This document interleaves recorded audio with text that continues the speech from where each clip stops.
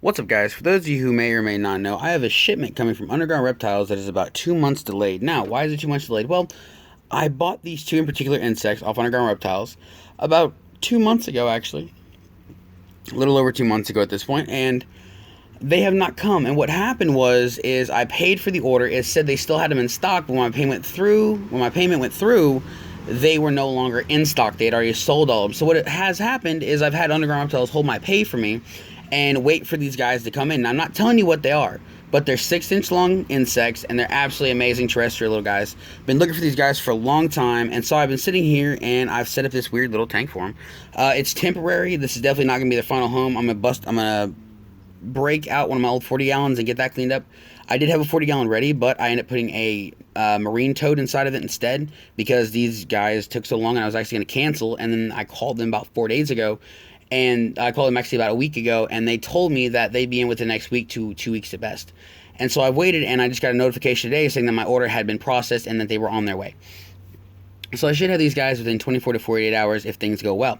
Now, if they don't come as adults like they're classified as, like they're shown to be, I'm going to be extremely upset, and I'm going to literally want some sort of compensation for it, because that is ridiculous. When you if this does happen, I'm not saying it's well, Underground Reptiles has never done this to me, but if for some reason they do not come as adults like they are told, like I am told they are, then I'm going to have a serious issue on my hand, because I'm expecting adults, not juveniles, which juveniles are just as fine. But at the same time, I've been waiting 2 months for these things, and if they're not what they're advertised as, then I'm definitely going to get a hold of them and be like, hey, what's going on here? But Underground Reptiles has always done me well, and this is a Zoom Med enclosure. It is a wire mesh on all four sides, 1, 2, 3, and then the top. And then we have this little wire mesh here, a plated bottom that actually moves, and just this little lock system right here that opens up. Now, these guys are going to be 6 inches long. I have a freaking 9-inch hand, so I have a really big hand. So, this kind of gives you a good idea of the dimensions on this thing. It's pretty decent. It's decently tall, probably about 14 and a half, 15 inches. I have ivory inside of here. I was going to use hot glue, but then I realized, hey, I can't find my hot glue gun. So I used some green yard twine. And it's non-toxic. It's all organic crap like that. It's like hemp stuff that I bought. And this is all ivy picked from the yard. It was treated with hot water and then let sit for about 3 hours. So any mites or any bugs that were on it are definitely going to be dead. The wood is also treated. It's not just straight from the yard. It sat in boiling water for around 4 hours roughly. And it still looks dirty, which kind of annoys me actually. But it's whatever. It's old wood anyway. So it's just temporary. None of this is permanent, but this will be something for them to snack on while they're climbing around through here. Any of the eggs that they do potentially drop, since these are going to be 2 females, they should go in here, and all I have to do is just lift up the back side, and the eggs will roll forward. And then during that process, all I have to do is open up this slot right here, and oh, we have an issue I didn't think about here. This door won't open because why? Oh, right here. Boom. So I can just slide the eggs right through here and be done with it, and then just lock it back, which is actually easier said than done with me having the logs and stuff in here now. But I think for a quick thing, it's not bad. They have food. I'm going to put a bowl of water in the bottom, and then what I'm going to do is actually put a chunk of rosebush inside here also, a very small piece of rosebush. And it's going to run to the water and then up the plant, but the water itself is going to have a screen over it in case they fall in, they can't drown. And if any eggs are dropped or potentially whatever, it's not going to get in there and drown the egg or spoil the water, case raw.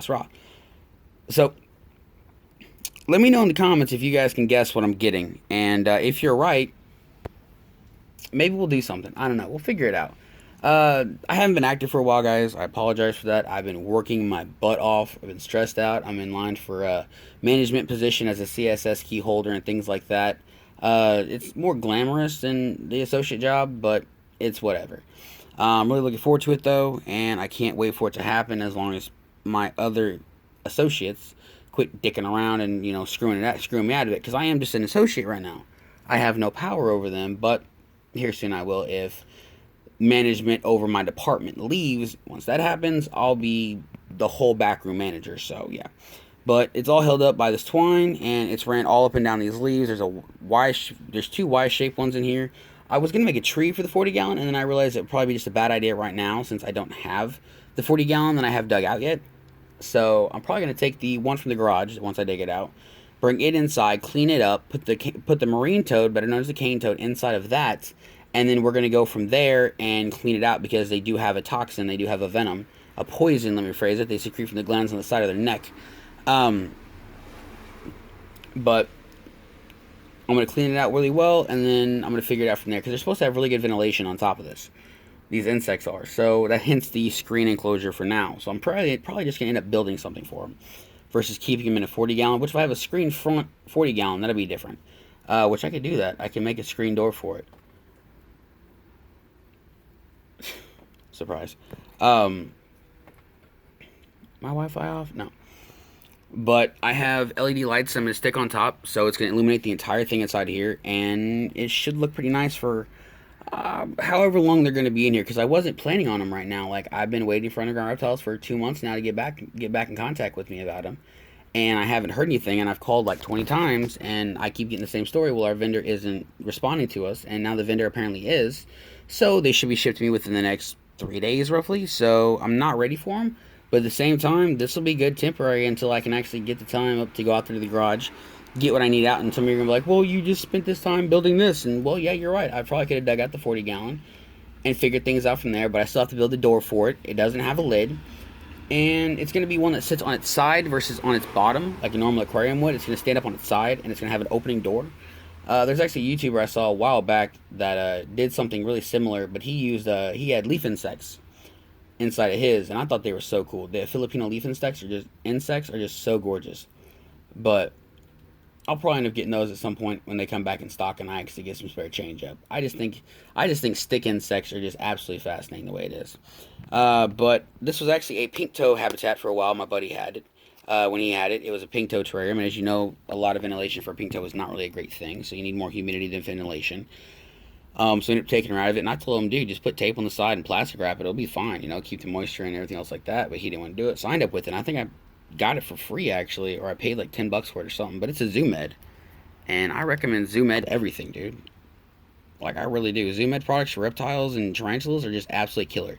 And if you guys haven't seen the Zoo Med's new products, which are actually about a year old at this point, maybe 2, for tarantulas and other insects, you definitely have to check that out. I do recommend. I bought a couple of the hides, the water dishes, everything else like that. The tongs are subpar because they're just normal tongs.